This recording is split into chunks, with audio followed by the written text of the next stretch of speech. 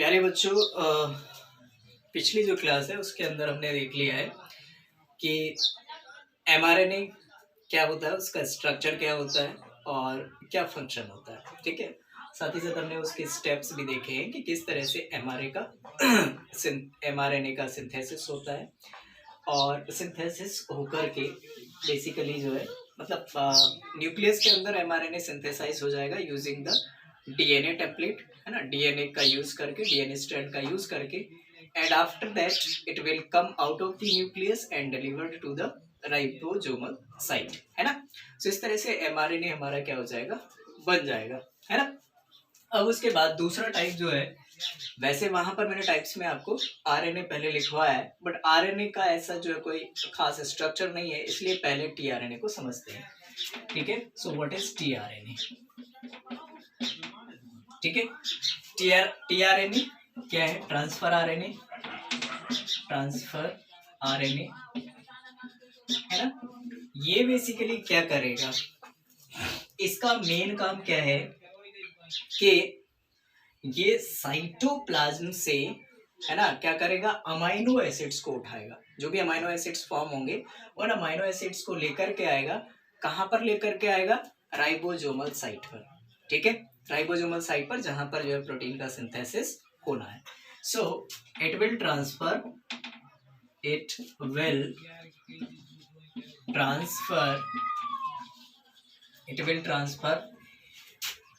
the amino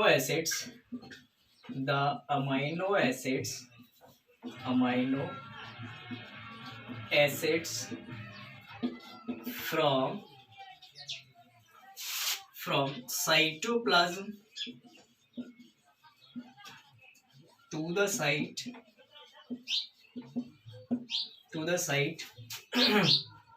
where protein synthesis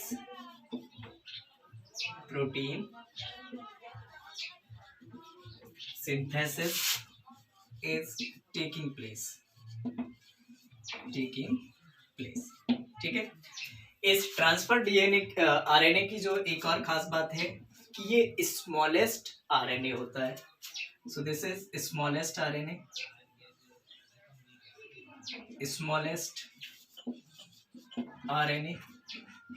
ठीक है। एक और चीज ये है कि ये आरएनए जो होता है NaCl सॉल्यूशन में डिसॉल्व हो जाता है। ठीक है, सो इसको हम लिख सकते हैं सॉल्यूबल आरएनए। ठीक है, सॉल्यूबल आरएनए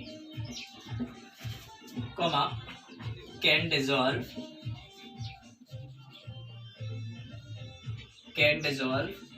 इन 1 molar NaCl सॉल्यूशन। ठीक है, 1 molar NaCl सॉल्यूशन में। ठीक है, सो ये एक बात हो गई। अच्छा, इसका एक यूनिक फीचर ये है कि इसका जो स्ट्रक्चर, या आप जब शेप देखेंगे तो वो शेप आपको कुछ जो क्लॉवर लीफ होती है ना, क्लॉव की जो लीफ होती है उस टाइप का आपको इसका स्ट्रक्चर देखने को मिलेगा। और वो स्ट्रक्चर होने के पीछे भी रीजन क्या है? उसके पीछे सिंपल रीजन है कि जो हम कह सकते हैं कि जो आरएनए स्ट्रैंड होता है, आरएनए स्ट्रैंड जो बनता है, वो आरएनए स्ट्रैंड के में जो आरएनए स्ट्रैंड होता है उस पर जो अवेलेबल बेस पेयर होते हैं या बेसिस होते हैं, उनकी म्यूचुअल जो है बॉन्डिंग हो जाती है। आपस में उनमें क्या हो जाती है, बॉन्डिंग हो जाते हैं, और उस वजह से उसका कुछ लीफ जो क्लॉवर लीफ जैसा शेप है वो आपको अपीयर होता है। ठीक है, सो इसकी यूनिक बात हम देख लेते हैं।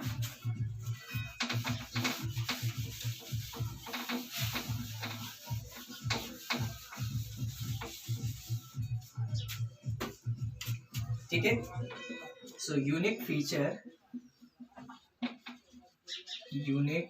Feature of tRNA is its clover leaf like shape। ठीक है, और ऐसा क्यों? Due to the bonding between the base pairs or bases available on the same strand. ठीक है, तो कैसा स्ट्रक्चर होता है इसको देखते हैं कि भाई स्ट्रक्चर होता कैसा है।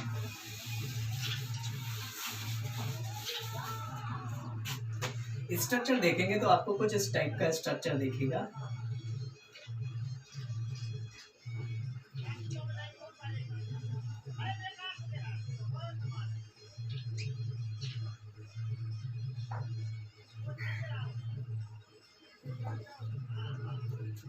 यहाँ पर एक वेस्टिजियल टिश्यू निकलता हुआ दिखाई देगा आपको, एंड देन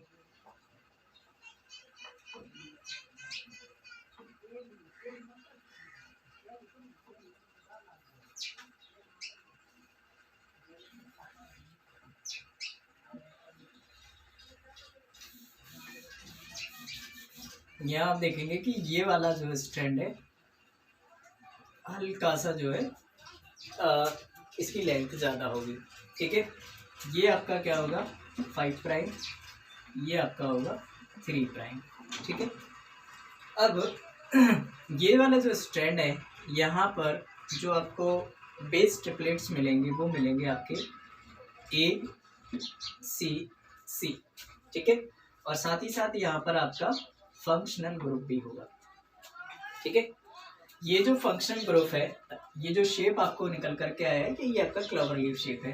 तो इस शेप में आप देखेंगे कि जो 3 प्राइम है या 3 वाला एंड है वहाँ पर फंक्शनल ग्रुप होगा, और इस फंक्शनल ग्रुप पर ये फंक्शनल ग्रुप पर क्या होगा कि अमाइनो एसिड्स जो है वो बाइंड होंगे। क्या होंगे? अमाइनो एसिड्स जो है बाइंड होंगे। So this is actually the amino acid binding site, amino acid binding site. ठीक है, चलो बहुत अच्छी बात है। अब उसके बाद ये जो आपको दिख रहा है इसको हम बोलते हैं D loop.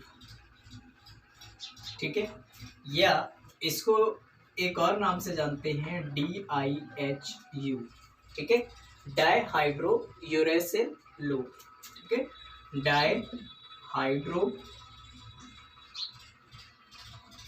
डाइहाइड्रो uracil loop.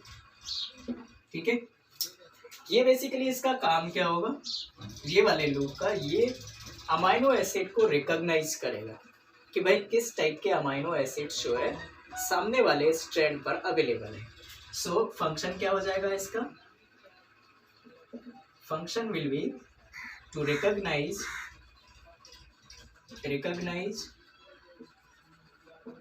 The amino acids. ठीक है, ये जो लूप दिख रहा है इस लूप को हम बोलते हैं एंटी कोडॉन लूप या फिर आर्म, एंटी कोडॉन लूप या फिर आर्म। ठीक है, अब ये एंटी कोडॉन लूप